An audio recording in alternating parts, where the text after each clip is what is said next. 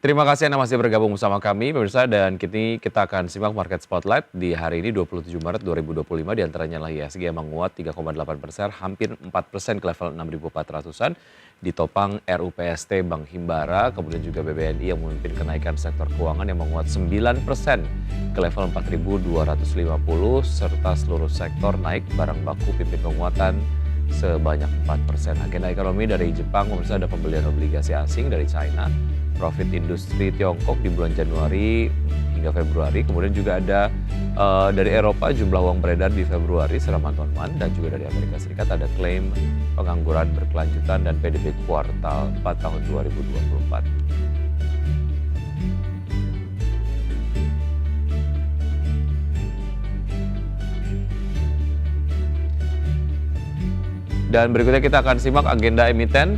Pemirsa, untuk BWPT akan menggelar pemberitahuan RUPS yang rencananya digelar 31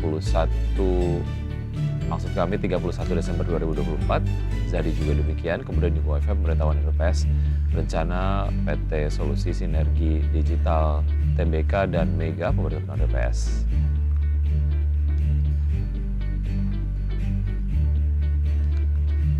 Berikutnya kita akan simak pembukaan dari bursa-bursa utama Asia pagi hari ini. Ya, bursa-bursa utama Asia di pagi hari ini dibuka mix dengan Nikkei melemah 1,15% di level 37.588. STI Singapura dibuka menguat 0,01% di level 3.964. Kospi Korea dibuka melemah 0,71% ke level 2.625. Dan Hang Seng Hong Kong dibuka menguat 0,6% di level 23.483.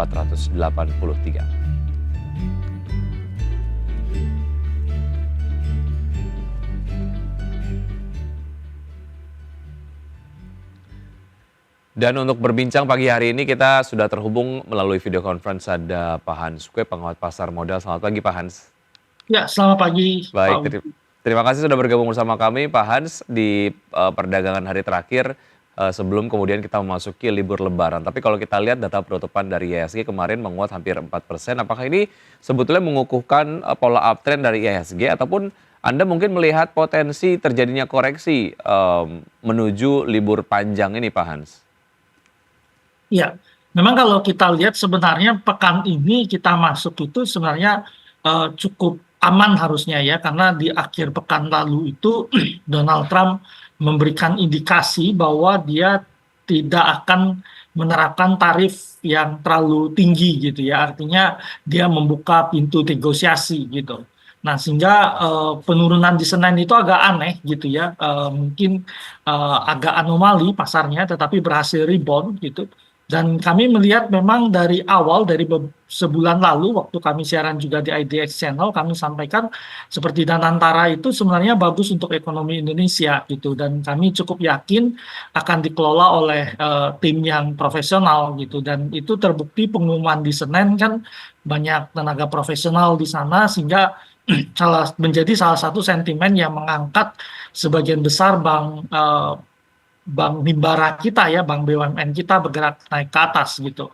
Nah, kalau kita lihat kenaikan beberapa hari gitu ya, Senin itu kita gagal positif karena kejatuhan dari beberapa saham besar ya di luar BUMN yang merupakan grup konglomerasi yang sempat turun sampai 20%-an ya, itu yang menyebabkan ketika mereka rebound gagal positif sehingga indeks kita Senin melemah gitu. Tapi setelah kenaikan di Selasa Rebo gitu ya, kita pikir memang hari ini ada potensi profit taking memang di pasar kita gitu, apalagi kita akan libur agak panjang. Dan menjadi catatan kita adalah dalam 5 tahun terakhir gitu ya, jadi tahun 2020 marketnya positif ya 1,78 pasca Idul Fitri, tapi 2021, 22 dan 24 itu mayoritas melemah ya, dan itu lebih dari 1% ya pasca pembukaan.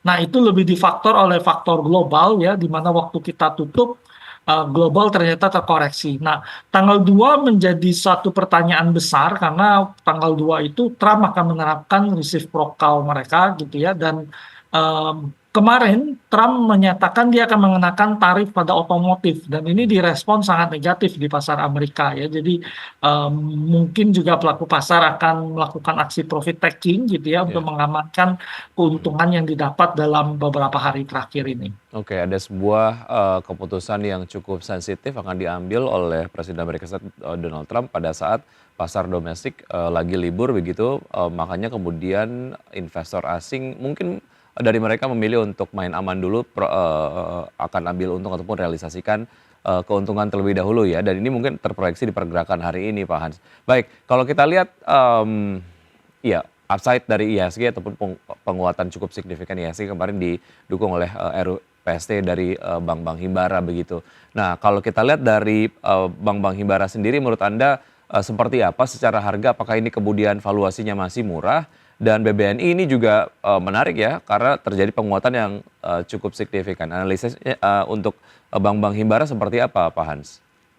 Ya, sebenarnya kalau kita lihat fundamental Bank Himbara kita masih bagus gitu. Jadi kemarin itu waktu penurunan terjadi itu lebih di faktor pertama rebalancing yang terjadi oleh investor asing, di mana memang Morgan Stanley menurunkan rating kita di MSCI indeks mereka menjadi underweight ya. Jadi dan aktivitas rebalancing itu memang diperkirakan sampai akhir Maret.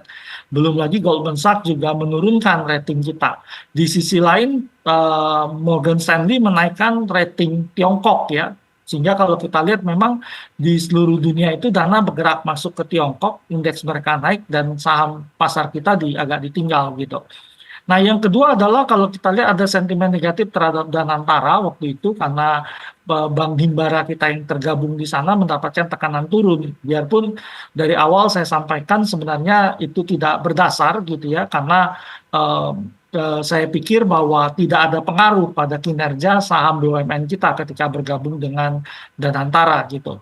Dan ini kalau kita lihat ya ketika ada pengumuman kinerja mereka bagus, kemudian dividennya besar, itu pasti diapresiasi oleh pasar dengan kenaikan. Oke. Ini kalau kita lihat, secara historical begitu atau beberapa tahun yang lalu biasanya masuk festive season, sektor konsumsi kemudian juga sektor transportasi biasanya banyak difavoritkan oleh pelaku pasar dan juga banyak dibahas atau direkomendasikan oleh analis gitu. Tapi belakangan menuju, penutupan perdagangan, hari ini di hari terakhir sebelum kita masuk ke libur lebaran, saya tidak, melihat, saham-saham berbasis transportasi ataupun infrastruktur transportasi direkomendasikan. Mengapa sektor perbankan belakangan menjadi lebih favorable dibandingkan dengan sektor-sektor yang secara historis, biasanya terjadi penguatan signifikan, Pak Hans, Ya, menjelang di lebaran?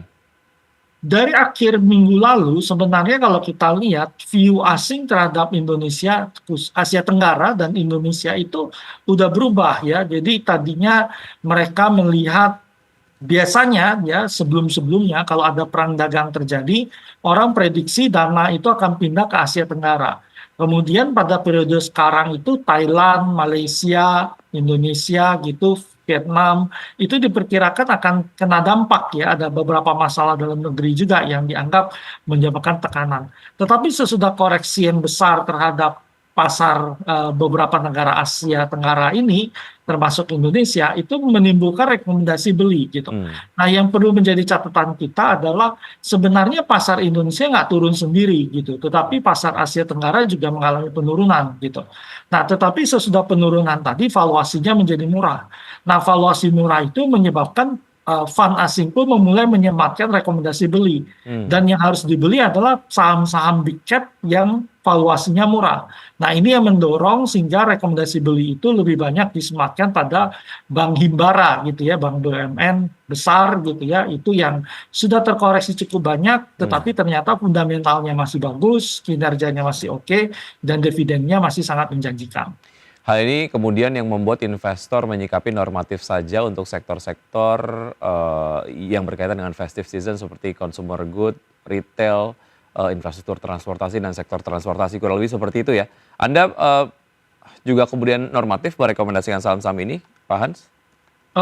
Ya selalu terbuka peluang ya, jadi Mhm, pasar itu kalau naik semua bergerak naik. Mungkin pilihan orang adalah, ini yang akan naik lebih besar yang baik. mana gitu. Tapi ketika yang udah, big cap udah bergerak naik, itu pasti akan bergerak juga ke sektor yang lain gitu ya. Jadi, selalu berputar gitu pergerakan di pasar. Oke, setelah kemarin menguat signifikan hampir 4%, apakah Anda, melihat kemungkinan terjadi, koreksi signifikan juga di hari ini? Atau mungkin akan terjadi koreksi tapi tipis saja Pak Hans? Ya, kalau kita pikir mungkin ada koreksi gitu ya, tetapi mungkin tidak terlalu besar juga terjadi Mmm, koreksi karena memang, kita ingat valuasinya relatif udah cukup murah.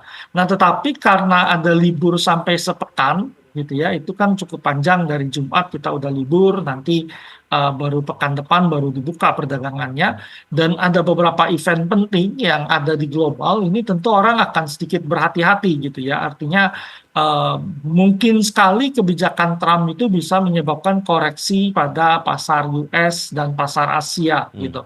Nah, sehingga kalau pas kita dibuka kemungkinan kita akan adjust koreksi selama kita libur tadi. Nah, ini sebenarnya ada potensi gap up atau gap down terjadi di pasar. Nah, tentu orang kalau mengantisipasi risiko pasti memilih ya oke kita mungkin profit taking dulu nanti, mhm. sesudah pasca liburan kita bisa transaksi lagi.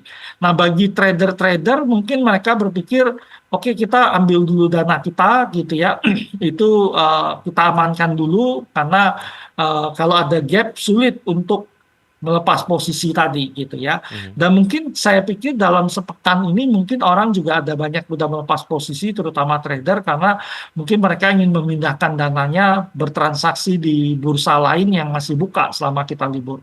Oke, saya ingin membahas, terkait dengan, sentimen yang kemudian belakangan banyak digaungkan mengenai daya beli masyarakat yang seret gitu ya. Apakah ini juga mempengaruhi, selera investor sendiri untuk bisa masuk ke sektor, retail ataupun consumer goods, Pak Hans? Walaupun, kemudian ini biasanya menjadi masa panen mereka gitu, tapi banyak, narasi-narasi yang kemudian beredar bahwa ya keuangannya juga lagi seret dan, spending-nya juga akan terbatas gitu. Apakah ini jadi concern juga Pak Hans? Iya, kita harus membagi kelas itu menjadi beberapa kelas ya. Mhm, Jadi kalau kita lihat kelas menengah ke atas itu daya belinya masih cukup kuat ya. Kalau kita pergi ke mall ya, saya dengan teman-teman waktu bikin acara berbuka bersama gitu ya, itu banyak resto itu penuh mmm, semua gitu ya, bahkan ditolak. Kita harus pindah beberapa tempat kalau belum, harus kita reservasi ya Pak?